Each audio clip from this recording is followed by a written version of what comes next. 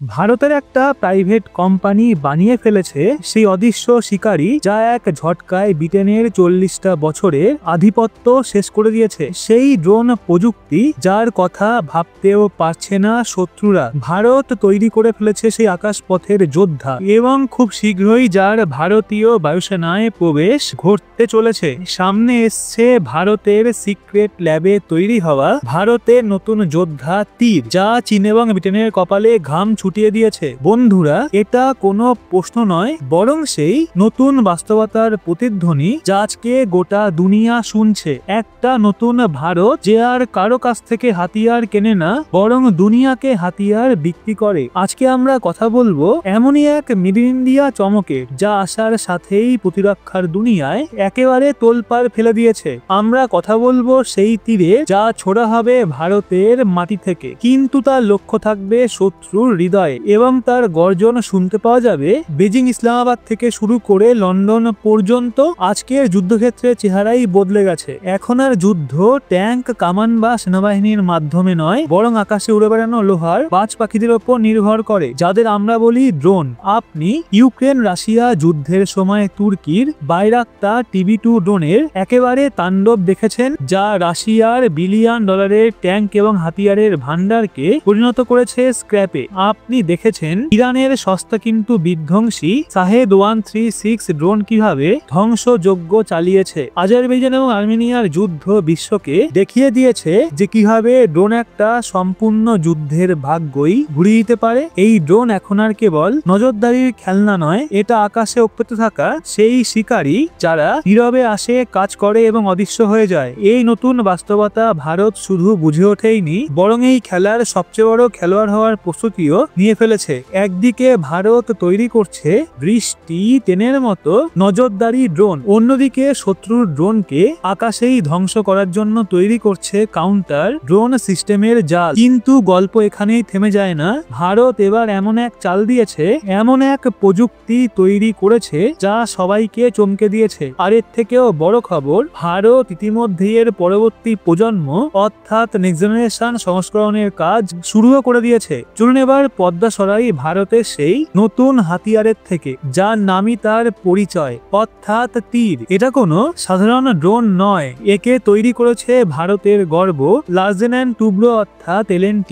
এই সেই সংস্থা যারা ভারতের জন্য পারমাণবিক সাবমেরিন থেকে শুরু করে বিশাল সেতু পর্যন্ত তৈরি করে। আর এবার তারা ভারতের প্রতিরক্ষার জন্য এমন এক তীর বানিয়েছে, যা শত্রুদের জন্য মৃত্যুবার্তা বয়ে আনবে। প্রথমেই বুঝে নি এই তীর আসলে কি। সহজ ভাষায় এটা এক হাইটেক শিকারী গুড্ডা। হ্যাঁ, এমন এক রোবট যাকে আমাদের মিসাইল এবং এয়ার ডিফেন্স সিস্টেম একটা বাস্তব শত্রু বিমানের মতো মনে করে তার উপর আক্রমণের অনুশীলন করে। এর সরকারি নাম ম্যানুভারেবল রিকভারেবল এরিয়াল টার্গেট, অর্থাৎ এটা এমন এক উড়ন্ত টার্গেট যা আকাশে যে কোনো দিকে ঘুরতে পারে এবং মিশন শেষে ফিরেও আসতে পারে, আর সেটাও ব্যবহারযোগ্য ভাবে। ভাবুন তো, যখন আমাদের বায়ুসেনা এবং স্থলসেনা তাদের নতুন আকাশ বা S-400 মিসাইল সিস্টেম পরীক্ষা করে, তখন তারা আসল শত্রুর বিমানে কি মিসাইল ছোড়ে, আর তখনই প্রয়োজন তীরে। এই তীর আকাশে একেবারে শত্রুর ফাইটার জেট বা ক্রুজ মিসাইলের মতো ওড়ে, ঠিক সেই রকম গতি এবং কৌশলে। এটা তার কসরত দিয়ে আমাদের রাডারকে বিভ্রান্ত করার চেষ্টা করে, আর তখন আমাদের ডিফেন্স সিস্টেম তাকে ট্র্যাক করে, লক করে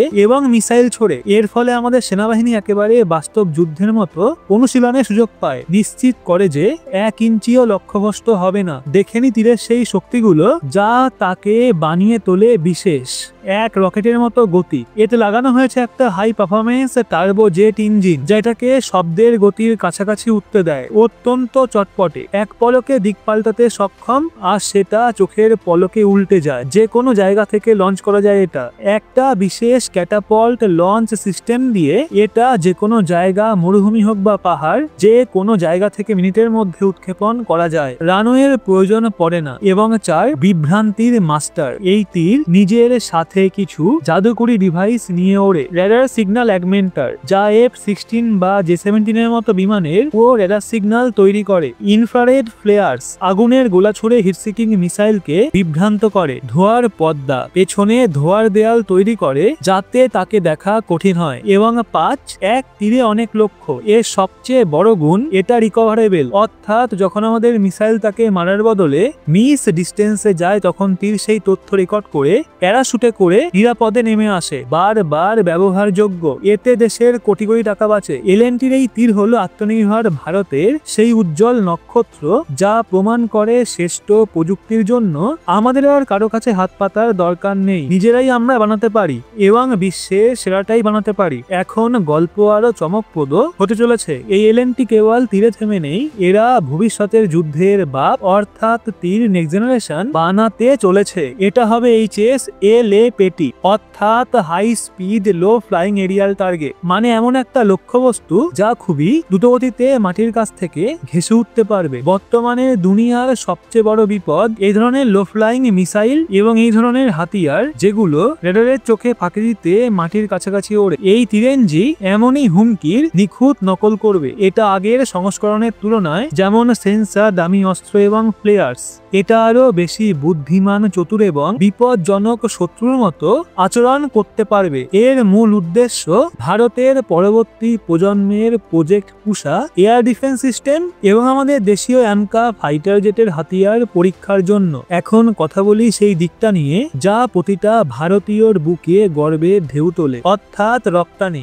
এই তীর এবং তীরেনজি কেবল ভারতীয় প্রয়োজনে ব্যবহৃত হবে না, বরং এটা ভারতকে ডলারাইকারী হাতিয়ার মেশিনে পরিণত করবে। এখনো পর্যন্ত বিশ্বের ছোট বড় দেশ এই ধরনের সিস্টেমের জন্য পশ্চিমা দুনিয়ার ওপর নির্ভরশীল থাকতো। এখন ভারত তাদেরকে দেবে আরো ভালো, সস্তা এবং বেশি বিশ্বাসযোগ্য বিকল্প। ভাবুন, ভিয়েতনাম, ফিলিপিন্স, আর্মেনিয়া এবং আফ্রিকার বহু দেশ যদি ভারতের তীর কিনতে শুরু করে তাহলে বিদেশি মুদ্রার ভান্ডার উপচে পড়বে, ভারতের ওপর ডলারের বৃষ্টি হবে, আমাদের ইকোনমি আরো মজবুত হবে। কৌশলগত সুবিধা কি? যেসব দেশ আমাদের থেকে হাতিয়ার কিনবে তারা কৌশলগতভাবে আমাদের মিত্রে পরিণত হবে। পাকিস্তান এবং চীনের বিরুদ্ধে একটা নতুন ফ্রন্ট তৈরি হবে। গ্লোবাল ব্র্যান্ড হবে ইন্ডিয়া। বিশ্বে ভারতের পরিচয় আর অস্ত্র ক্রেতা দেশ নয়, বরং অস্ত্র রপ্তানিকারক ডিফেন্স সুপার পাওয়ারের রূপ নেবে। ইতিমধ্যেই আমরা ব্রহ্মোস মিসাইল ফিলিপিন্স রপ্তানি করে এর সূচনা করেছি। এই তীর গল্পের পরবর্তী সোনালী অধ্যায়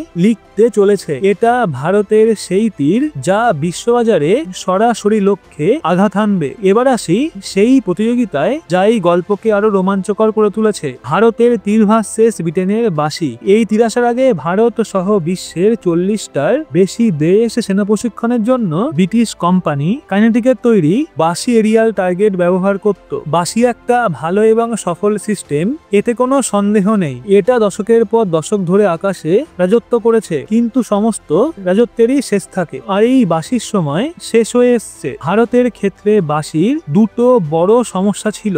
এক, বিদেশ নির্ভরতা। বাঁশি ব্রিটেন থেকে আসতো, প্রতিটা যন্ত্রাংশ আপগ্রেডের জন্য আমাদের তাকিয়ে থাকতে হতো ব্রিটেনের দিকে, যোগানে দেরি হতে পারত, এমনকি উত্তেজনার সময় ব্রিটেন সরবরাহ বন্ধ করতে পারত। মানে আমাদের সেনা প্রশিক্ষণের চাবি ছিল অন্য দেশের হাতে, যা নতুন ভারত মানে না নিজস্বকরণ না হওয়া। আমরা বাঁশিকে নিজেদের প্রয়োজনে পরিবর্তন করতে পারতাম না, ব্রিটিশ কোম্পানি যা বানিয়ে দিত সেটাই ব্যবহার করতে হতো। কিন্তু আমাদের শত্রু আলাদা, ভৌগোলিক অবস্থানও আলাদা।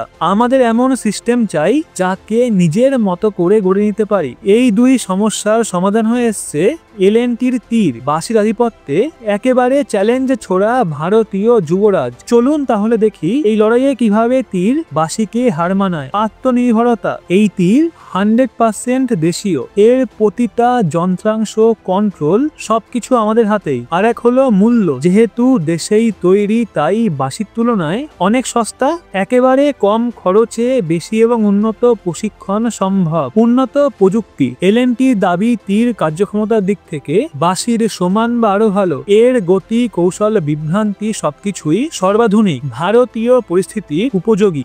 এই তীরকে ডিজাইন করা হয়েছে লাদাখের বরফ ঢাকা পাহাড় থেকে রাজস্থানের মরুভূমি পর্যন্ত, ভারতের প্রতিটা ভূপ্রকৃতি এবং আবহাওয়ায় কার্যকর। এই তীরের আগমন কেবল একটা বিদেশি সিস্টেমের প্রতিস্থাপন নয়, এটা একটা ঘোষণা। ভারত এখন প্রযুক্তির ভোক্তা নয়, বরং নির্মাতা। এক ঘোষণা দুনিয়ার দেশগুলো এখন হাতিয়ার কেনার জন্য লন্ডন বা ওয়াশিংটনের দিকে নয়, বরং তাকাবে নিউ দিল্লির দিকে। এটাই হলো আত্মনির্ভর ভারতের গর্জন, যা আজকে গোটা দুনিয়া শুনছে। এই দুর্দান্ত অর্জন নিয়ে আপনার কি মতামত? আপনার কি মনে হয় তীর ড্রোন ভারতকে একটা ডিফেন্স এক্সপোর্ট হাবে পরিণত করতে পারবে? এলএনটি এবং আমাদের বিজ্ঞানীদের এই কৃতিত্ব নিয়ে যদি গর্বিত হয়ে থাকেন তাহলে অবশ্যই কমেন্টে লিখুন জয় হিন্দ, এবং ভিডিওটা ভালো লাগলে লাইক করে শেয়ার করুন আপনার বন্ধু বান্ধবদের। সেই সাথে এরকমই লেটেস্ট ইনফরমেটিভ ভিডিও পেতে সাবস্ক্রাইব করে চোখ রাখুন রহস্য বাংলার পর্দায়।